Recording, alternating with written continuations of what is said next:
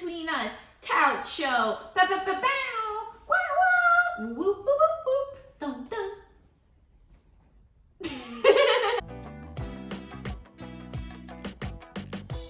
Hello, I'm Gabe Dunn. I'm Allison Raskin. And this is the JBU Couch Show. If you want to listen to our podcast, it's called Just Between Us Podcast. That's long, about an hour and a half, hour 15 every episode. Long. We're They're giving brutal. you a We lot. have to re-listen. They're not brutal. I laugh when I re-listen. Sometimes I laugh. I laugh. I go, we are funny and clever. So we're gonna talk about career instability. So, okay, we're gonna get personal with Allison in a second, but I want to say I've been reading a lot about job hunting and about how hard it is, and I remember how hard it is, and I remember sending out resumes, and I remember getting so much rejection, and I'm sure that that's happening to a lot of people right now, and I think that like rejection is like in the air, like that's like everyone is just scrambling and trying to get these jobs, because I will say also employers are massively underpaying. So the jobs that actually make sense for people to live are just so few and far between. And so I've been hearing a lot of stuff in my like research that I've been doing for this other project about like job hunting and it being just like a full-time job to job hunt and also so discouraging. And then I was reading a book for my other podcast, Bad with Money, and I was reading this book by Damon John, who is one of the sharks on Shark Tank.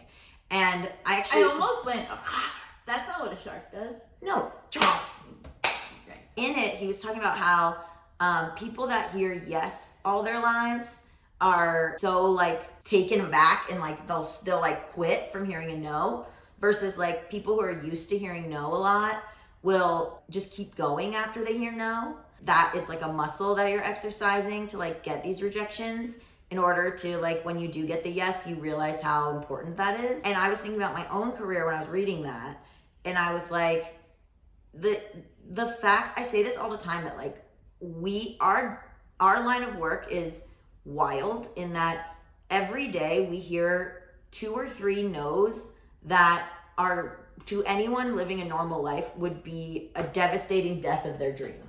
Yeah. Like every single day I wake up just to be told no. And then I just go, okay, and keep moving. You have to keep going. Like it's not good for the brain. No. I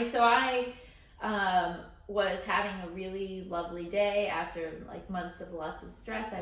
This was a few weeks ago, I like went up to Santa Barbara where we're getting married, and we had like a design meeting with the wedding planner. We, Allison and John, not me and Allison getting married. No, We're getting married in Vegas. We were having like a great day. We were like out to lunch at like our favorite pizza place up there. And then I did a very silly thing. Checked your email. I checked my email. Mm-hmm. Never check your email when you're having a good day. Agreed. That's a recipe for disaster. Agreed. And I had one of the most brutal emails I've ever received waiting in my inbox from my book editor, who had just finally read the first draft of my manuscript and seemed to hate it. Yeah, I saw the email and it was brutal. It was an extremely harsh email for sure. And it was just like all the life just got sucked out of me. Yeah. And I was like, oh, my life is horrible now. There was like not really even one nice thing said, other than that it was clear I had done a lot of work on it, which is in a way a read. Like, yeah, like kind of like, this is so bad, but I can tell it took you a while. And it was devastating, and like I was just like in a funk for like days afterwards, because not only is it just like an ego blow to hear that like your editor didn't like your manuscript, it's also just so much work. Like I just knew so much work was coming my way. And then I ended up having like a phone call, and like I guess she didn't mean it as harshly as it came across. But I had said to my book agent, I was like, if I was a baby writer, yeah, and I had gotten that email, yeah, I would have jumped off a bridge. Right. Like I could not have. Like I would have. You've built up the muscle of rejection and notes. Like yeah. It still hit me so hard, and it was still so awful. But it was like I could survive it. Where like I think like if I had gotten that earlier in my career, I maybe would have given up. That's the thing. Yeah. That's the thing, is like powering through all the no's and the rejection. I guess maybe as a viewer or a listener, you don't know kind of what we do in our day-to-day lives, but like I don't think my friends know what I do in my day-to-day life. Yeah, that's probably true. You're working on so many different weird things all the Right. time. So like part of it is I'm a TV writer, and you apply for jobs. Like you're still applying for jobs. Like you're going to job interviews. I can't even get an interview. So see, that's the other thing. Yeah, my agent submits me, and I don't even get an interview. I've gotten some job interviews, and there's so many people competing for these jobs. I know because we all talk to each other, like, especially because there's diversity slots. So like we'll talk to each other. But then oftentimes, let me tell you, they'll be like, oh yeah, we're looking for diversity, and then nobody got it. So there's actually none in the room. They were just kind of saying that they were gonna do it, and then they took some meetings, and then they were like, well, we took the meetings. And then you don't get the job.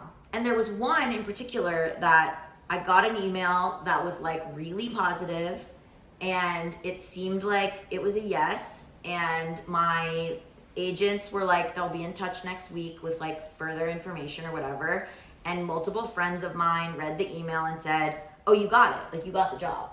And one of them was pissed that I had gotten the job. She clearly, because she had interviewed too, she clearly was like, oh, well, they gave it to you, which is, I forgive her. That is how she communicates. It wasn't me. It wasn't you. But then the next week they were like, so you didn't get it. And then what did I do? I just keep taking fucking meetings. All of my stuff is good. I'm going to say that. Like, my stuff is good, and it's just a numbers game. And it's just like right place, right time, right everything. Like you have to find small wins, or otherwise you'll just give up. And I think a big thing that I'm fighting against is the idea that like you can ever feel safe as an adult. Exactly. Right? So like, you know, I grew up where my dad was the sole breadwinner, and he had a very stable job that he excelled in, and that he kept getting, you know, he made it to a partner in a law firm, and then another law firm poached him and paid him even more, and you know, and wow. There was never a time where it was like, oh no, like what will dad wake up and do today? It was like, so what's that like? Clear, right? You know? So like it was like the instability was something I had to like to learn. And by the time we worked at BuzzFeed, I had been fired so many times.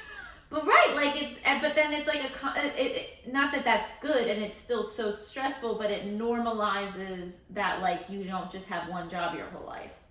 Yes, and that's the thing is my mom was a freelancer, and my dad was like had many different jobs. He would leave, he would join a different business, he would get fired. His business partner at one of the jobs was an alcoholic, and their business went under, which is absolutely rich because my dad was also an alcoholic, but he was like, at least I'm functioning. Like there were all kinds of things going on, and my dad lost his job, and then we had to move. So there were like real consequences to like not having a job. Mm-hmm. I thought like, well, I'm different. This won't happen to me. And then it will. Well, anyone can get fired. But right, like I think the thing that like I having to like in this freelance lifestyle and like feeling like, oh, but like I'm a New York Best Times selling author, like why can't I get a job? Or like, why, oh, this company wants to attach to my project, but no one else does, so it's dead. And like this has happened, and now everything's backsliding, and it's like it's just like a reminder that like no one is truly safe. Like I think that I had thought that like people were safe, but then you see these huge companies have massive layoffs. Oh, and some of the people that were fired from tech company that shall not be named, not the one that we worked for, but a bigger one that did a bunch of layoffs lately. It was people that had been there 25 years, people that were in their 60s, and like it scared the shit out of my friends who worked there, who were young, who thought, I'll be here for 50 years. Yeah, and I think like we're all kind of having like a bit of a come to Jesus moment of like the workforce is not working for people, and that there is no longer stability. There's like always that underlying fear of what's next, or how long will this last, or do I need to have a side hustle, and like it's so mentally exhausting. Yep. Like I think like that's the thing is like we've all kind of gotten like used to that like underlying hum of nerves about it. Yep. Where like we have to like acknowledge that that's draining us, and that that's like so scary, and like something that like I think in some ways certain people of other generations did not necessarily have. because it was more normalized to just work for the same place for decades. Here's my pitch: universal basic income, universal health care, reparations. Yeah, I love it. Solved.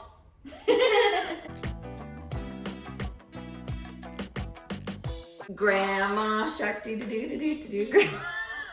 Baby shark. Baby shark is like this, and grandma shark has no teeth. Oh.